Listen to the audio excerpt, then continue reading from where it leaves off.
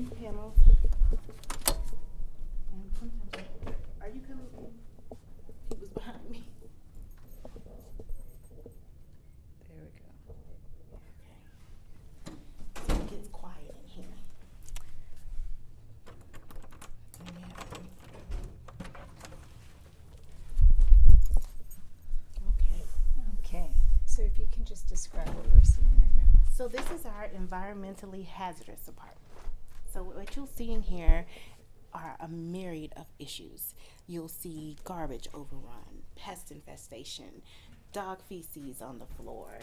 You'll see dishes in the sink with old food, either molding or just old and crusted. You'll see hazardous flammable materials. You'll see bottles of alcohol. In the bathroom, you'll see broken fixtures.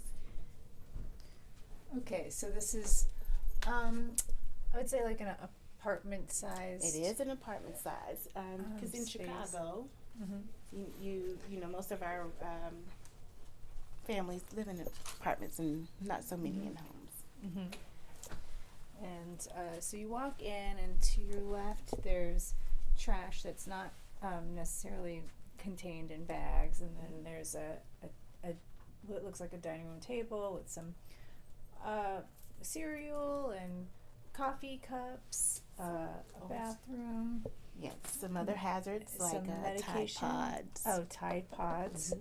Medication.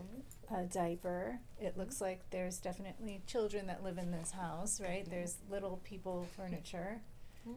And a bedroom that looks like it's designated for a child. So there's drawing on the wall and little llama stickers, a bed with a doll, no blankets on the bed, mattress, television set.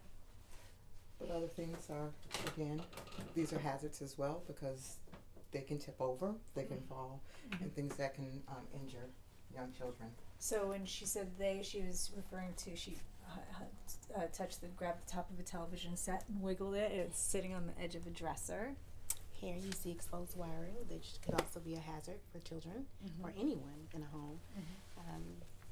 The wiring here with the electrical outlet is out, which could also be an electrocution hazard for children as well. And there's some, what is this, like from the wall? It's like Like the drywall. the drywall falling down. Okay. A bed in what would be the living room area, Yes. with a baby in it, sleeping in the center. Some clothing on top of the mattress, and the mattress is against the wall. Yes. I'm going to bring your attention to this door. This is an interior closet door, which would normally be okay, but this door has a lock on it. Not only does it have a lock, it has a harness. And then if you open it up inside, it reveals a lot more. So inside the closet, you'll see like a You will see where you have toys. You see unwrapped food. You see stickers, which tells us that a child has spent a lot of time in this room. And because of the lock, it makes you immediately wonder if that child is being locked into this closet in a confined space. I'll also note that there's like a pink rope around the handle, and there's little. They're loops, right? Right. That a small wrist can easily slip into, which ties into one of our allegations of tying and confinement in tight spaces. One of the things we do want to point out about safe sleep practices, so this is something that we also educate on, and things that we ask our investigators and also our casework staff to be aware of when they go into their environment. Have this child sleeping. There's lots of things piled up on the bed where the baby is laying, pillows close to the face. So even though baby is sleeping on the back, which we have a back to sleep initiative and campaign, the concern would be rollover hazards in terms of rebreathing air. So this would be something that could be a hazard in terms of choking or sleeping habits. Sleeping problems, and then also this child can roll off of the bed as well. So this is something that folks may not be aware of, but something that we want to educate them about as well. Full pill bottles, yes, in addition.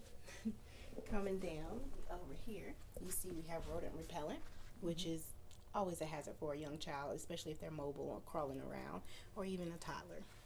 In this area here, we're in the, I guess you would say, the living room of the home. Messy table again. There's plastic on the floor. There's a lamp there that could easily be pulled down or toppled down on the child. Unsecured television here. Things on plastic bags on the sofa, which could cause a suffocation or a choking hazard for a child. Another thing I do want to point out in terms of we are not only teaching our staff about the safety of children, but also their own safety entering a home. So one of the concerns is we have a picture of the dog, and we have a dog bowl, and we have a dog leash. Question is there a dog in the home? So that's one of the things they should be asking, especially in urban environments, but also in rural environments where you have pit bulls and other things that can be hazardous. The other thing is you're coming in and there are closed doors.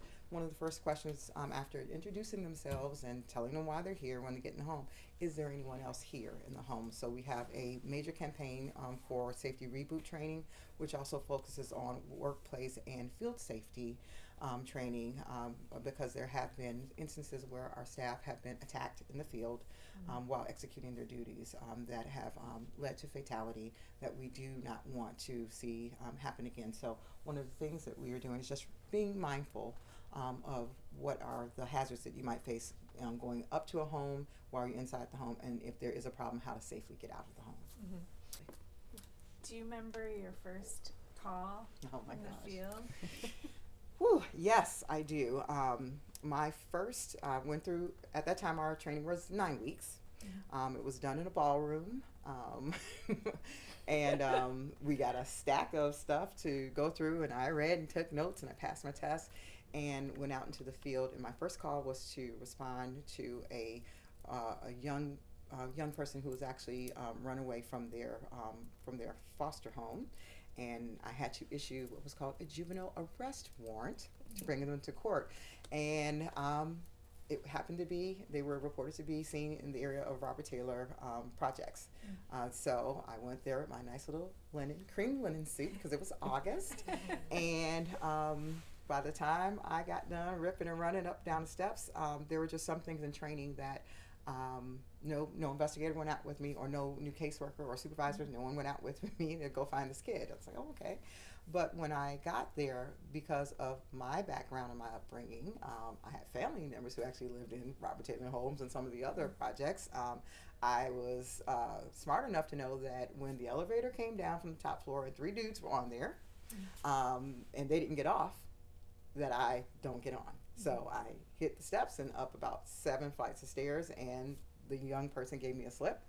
But I go back and I reflect on that and saying, there was just so much, there's only so much you're ever going to get in a class, no matter how great and wonderful it is. And we had some wonderful trainers back then. But thinking that I knew what I was going to do or say when I finally caught up the child, and how do I explain who I am to these people and get in their home, is not the same as having an experience of actually coming up and knocking on the door. So that's what we're trying to do in terms of being innovative in our approach with simulations, and also with our foundations training, to give them not just the knowledge and not only what the procedure is, and yes, the law says that you have the right to go into these people's home, but how do you do it with dignity, with respect, with genuineness, and with empathy, and also to do it safely, not only for the children, but also for yourself. Do you wish that you had a simulation lab when you went back to school? Absolutely.